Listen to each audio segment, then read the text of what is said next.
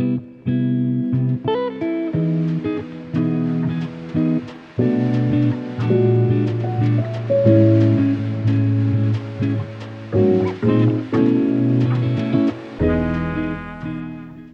vais vous montrer un truc qui, en soi, n'a rien d'exceptionnel. Mais je vais vous expliquer pourquoi ça l'est. Ce petit chat est actuellement allongé sur mes jambes. Si je me redresse, je peux le garder en boule comme ça sur moi, il va pas bouger, je peux le toucher, je peux le gratouiller. Il n'y a pas de problème. Tout va bien. On est les meilleurs amis du monde. Je suis son Momo et il devient le petit chat pot de colle. Le truc exceptionnel dans tout ça, c'est que actuellement, Luc n'est pas là. Il est parti au club pour coller des affiches pour notre parcours nature. Donc je suis toute seule à la maison avec les animaux. Il n'y a que quand je suis toute seule avec Django que Django vient vers moi. Sinon, il donne toute son affection à son papa. Voilà, donc c'est très frustrant quand on est à deux à la maison et que Django m'ignore, alors que quand je suis toute seule avec eux, bah il est collé à moi. J'adore mon chat. Ah, on est content. Papa il n'est pas là, mais c'est pas grave. C'est quoi ces oreilles en arrière là? T'aimes pas être filmé? Pourtant t'es beau, hein? Et malheureusement dans tout ça, c'est qu'il va falloir que je me lève parce que dans quelques minutes, je commence un live sur Twitch. Donc je vais pas pouvoir rester allongée comme ça sur le lit. Après, il peut me suivre. Il peut venir avec moi dans le bureau, il peut s'installer sur moi alors que je serai en live. Il n'y a pas de problème. Mais voilà. Maintenant, il faut que je me lève. Donc il va pas aimer. D'ailleurs, tu vas pas sortir par la montée là-bas. Non, je vais pas sortir par là, je vais faire le tour. Tu vas faire le tour. Ah ouais, parce que là, c'est mort.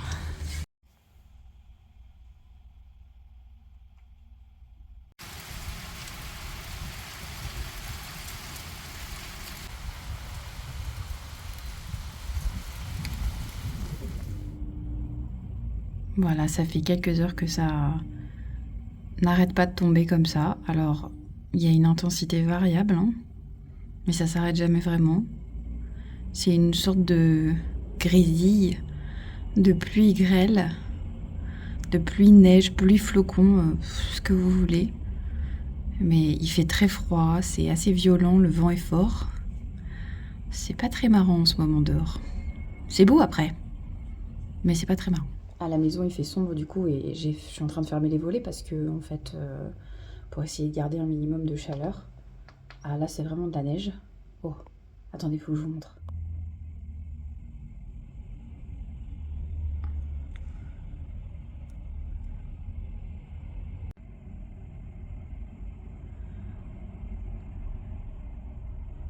Je sais plus ce que je disais.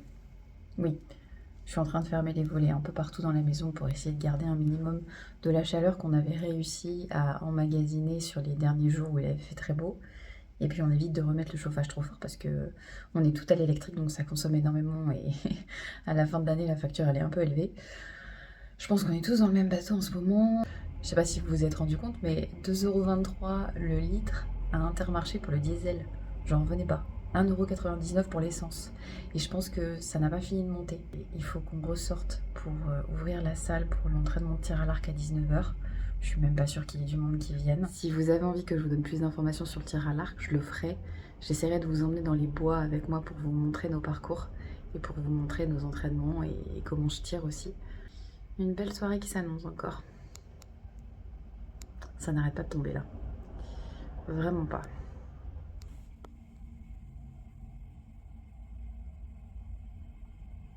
C'est la réflexion. J'étais bien là, moi, de ça. Vitesse. C'est pas un truc très maniable. Moi, j'étais bien de maniabilité sur mon truc là. Un moto super soplique. Là, il y a déjà une coupe là. Allez, la coupe fleur. Et après, on va faire en 100 cc. Oh et en non, 50. non, non, non, autant qu'on les fasse toutes en 50 cc. Pip, pip, pip, pip, pip, pip, pip. Oh là là. Vas-y, on ne peut pas se faire spoil, on ne peut pas se faire spoil. Il y a la musique. Se redresser un petit peu, va être meilleur. J'étais collé au cul. T'as pris une moto?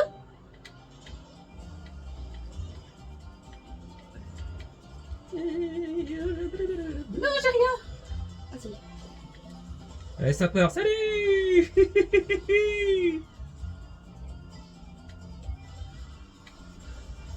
Oh, ça tourne dans tous les sens.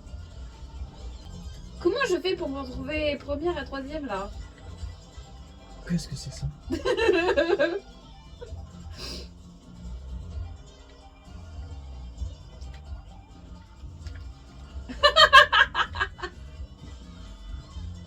secouer la manette? T'as vraiment secoué la manette là? Faut secouer la manette? Non. Putain, mais tu prends un raccourci que je trouve pas. J'utilise les objets.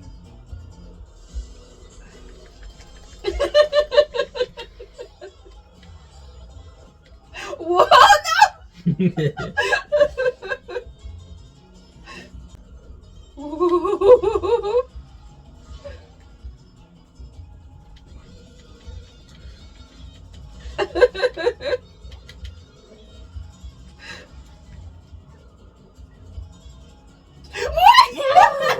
Je suis première. Tu m'as dégommé là.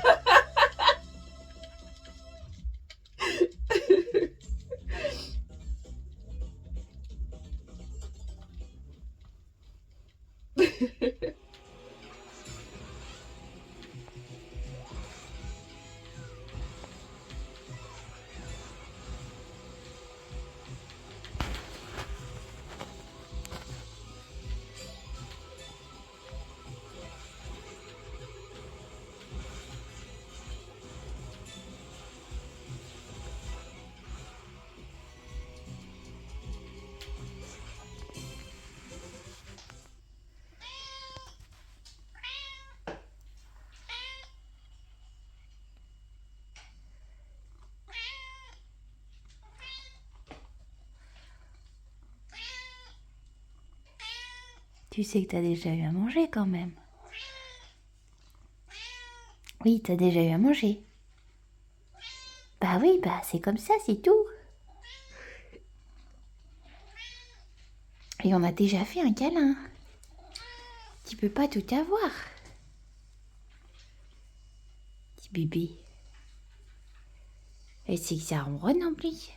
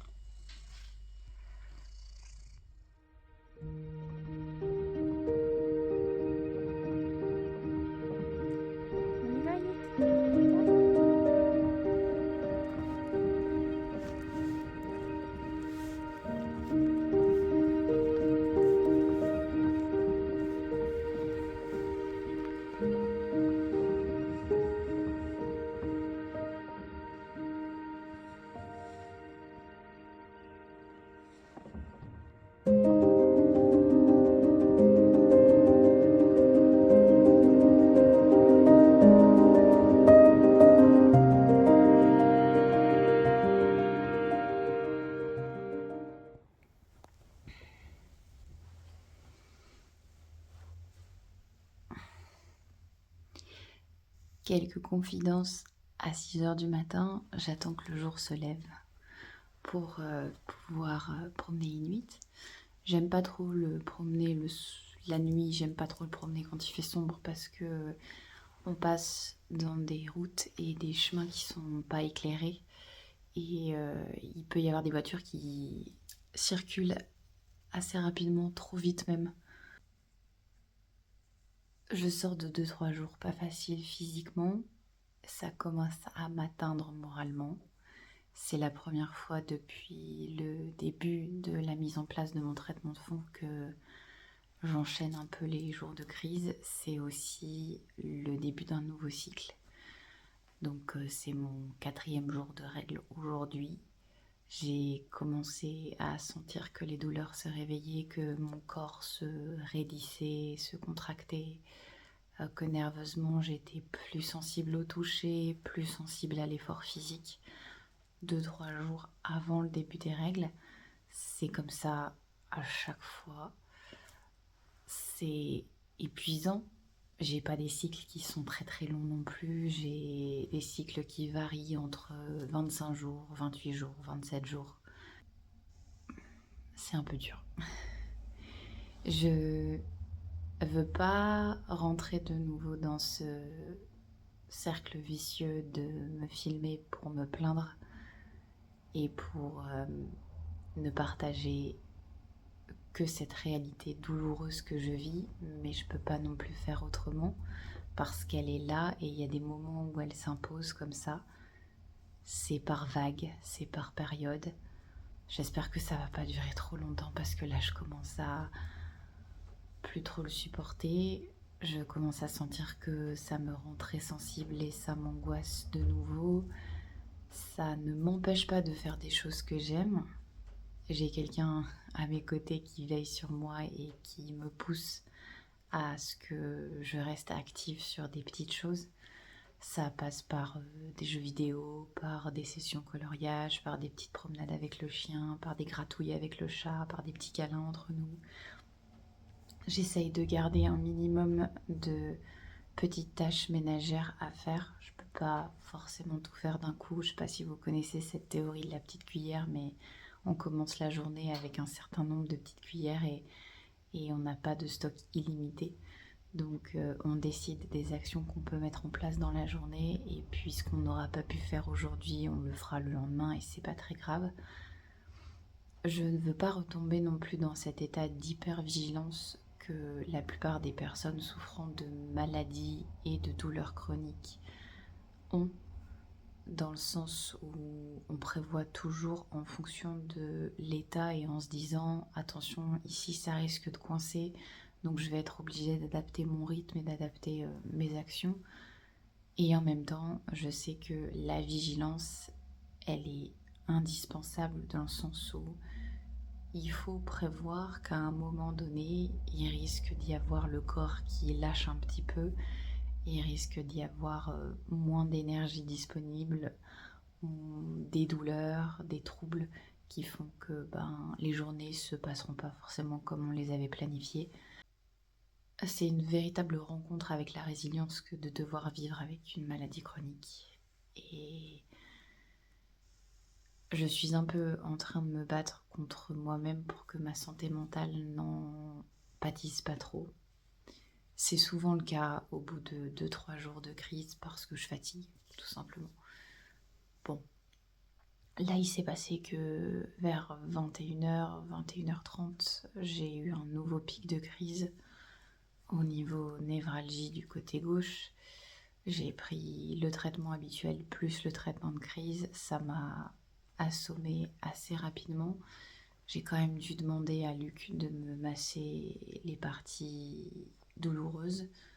Je sais que c'est lourd pour lui, je sais qu'il ressent de l'impuissance, je sais que parfois ça l'agace, non pas de devoir m'aider, pas du tout. C'est simplement le fait que lui, en tant que conjoint, en tant qu'aidant, entre guillemets, il peut pas faire grand chose à part assister à ce que je vis.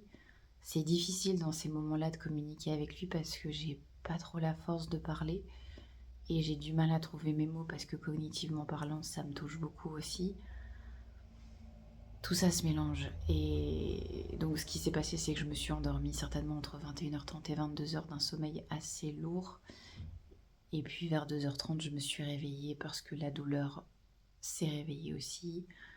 Je me sentais nauséeuse, j'avais des bouffées de chaleur, je pense que l'angoisse montait un peu aussi. Et j'ai pas réussi à me rendormir, donc je me suis levée parce que je commençais à tourner dans le lit et ça le gênait. Donc je me suis dit la moindre des choses c'est de respecter son sommeil, donc je suis venue dans le salon et je me suis mis devant un petit animé qui s'appelle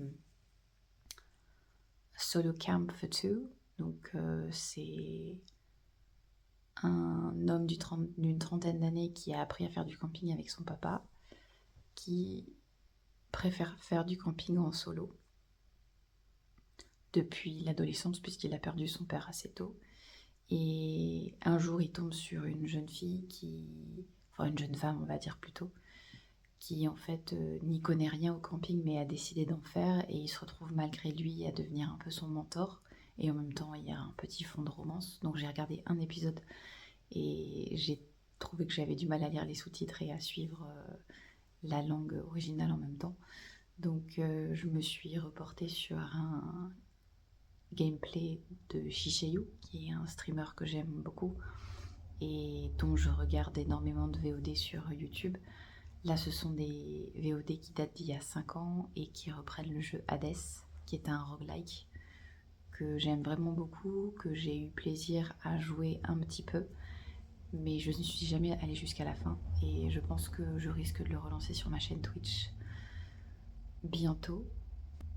J'aime bien les jeux cosy, j'aime bien de temps en temps aussi des petits jeux qui castagnent. On n'est pas sur des FPS, on n'est pas sur des first person shooters parce que ça me rend trop malade. Mais par contre, ça arrive de temps en temps des petits jeux dans ce genre-là, comme Hades, qui en plus vont avoir un arc narratif qui est quand même très important, qui tourne autour de la mythologie, l'Olympe et des enfers. J'aime beaucoup cet univers-là, donc il y a de fortes chances qu'à un moment donné, je le relance sur la chaîne. Je vais lancer très prochainement les premières VOD de plusieurs jeux et de plusieurs sessions coloriage et discussions. Il y aura une chaîne à part de la chaîne de vlog. Je préfère séparer les deux pour que chaque chaîne ait son identité propre. Je trouve que c'est plus logique et mieux. Voilà. Je crois que j'ai fait le tour un peu de ce que je voulais vous dire. Je vais arrêter le vlog là.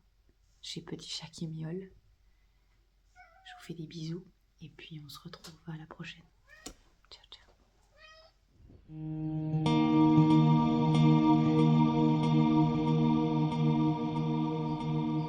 ciao.